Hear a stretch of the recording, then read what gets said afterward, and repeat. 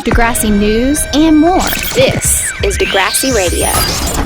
Welcome back to Degrassi Radio. I'm Carrie from DegrassiBlog.com, and today we're brought to you by I'm Hope, a play by Miles Hollingsworth. Now playing every Thursday, Friday, and Saturday evening at Degrassi Community School. Check out DegrassiCS.ca for ticket info and more. Now we are going down a very dark path today. We are discussing the most devastating death in the history of Degrassi. There have been quite a few deaths in the history of the show, some minor, some major. However, for the sake of this discussion that we're having, there are only 3 major ones that I think fit into that upper echelon, that highest level of emotional devastation that impacted Degrassi's viewing audience. First off, we have the death of J.T. Yorke in Season 6 of The Next Generation. Back in Season 6, there was a rivalry between another school, Lakehurst, and J.T. was stabbed at a party, and he ended up dying at the hospital later that night. Then in Season 12, we had the death of Campbell Saunders. He ended up taking his own life.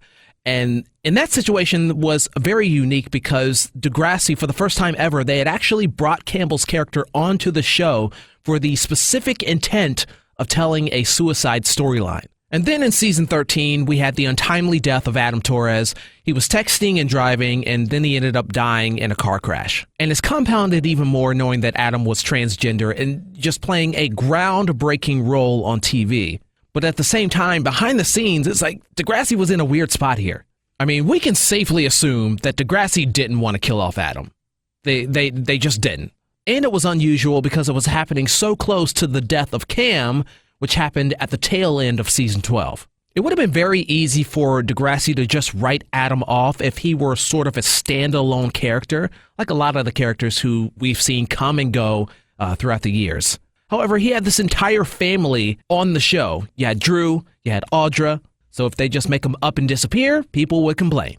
If they kill him off, people would complain. Adam's death was a no-win situation. So we had 3 very unique deaths. Which one hit you the hardest? I think for me, this one's a no-brainer.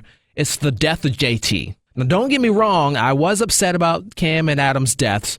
I cried like a baby during Bittersweet Symphony Part 2, and most definitely cried like a baby during Young Forever. But JT's death, man, that was an experience I will never forget, especially if you're somebody who watched the original broadcast, whether it was on CTV up in Canada or on the N here in America. It was just unforgettable. And the crazy part is information had gotten leaked months ahead of time. I think it was either information that Ryan Cooley was leaving the show or that the death was going to actually happen. But either way, we knew that something was going to happen months in advance, and I don't know about everyone else, but I still wasn't ready for what happened.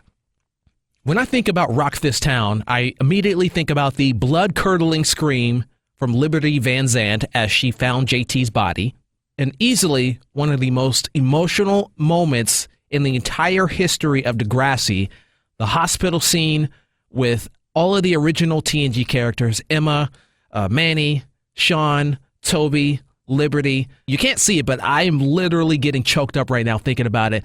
You know, the scene with all of them mourning the loss of their friend, and it's the kind of moment where you realize as a TV viewer how attached you are to these characters. They're fictional characters, but we've been with them for so long. We've been with these characters for years. And to watch one of them get taken away so soon, it physically hurts. And for me, that hospital scene is so powerful. It's very interesting because in the season finale of Next Class Season 3, #I'mSleep, they have another hospital scene very similar to what they did at the end of Rock This Town, but instead, this involves Maya after her attempted suicide. I lost it. I absolutely lost it. I broke down into a puddle of tears the second that Katie walked into the hospital lobby area, because it gave off a very similar vibe to what we saw happening with JT all those years ago in The Next Generation. So for me, the death of JT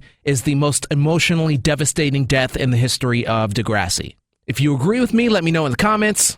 And I especially want to hear from you if Cam or Adam's death was more emotionally devastating for you. Because everyone sees the world differently. Everyone goes through various experiences. So I could completely see why, especially when it comes to Cam, why his death could hit somebody really, really, really hard. Until next time, we have Last Exit coming up in 15 here on Degrassi Radio.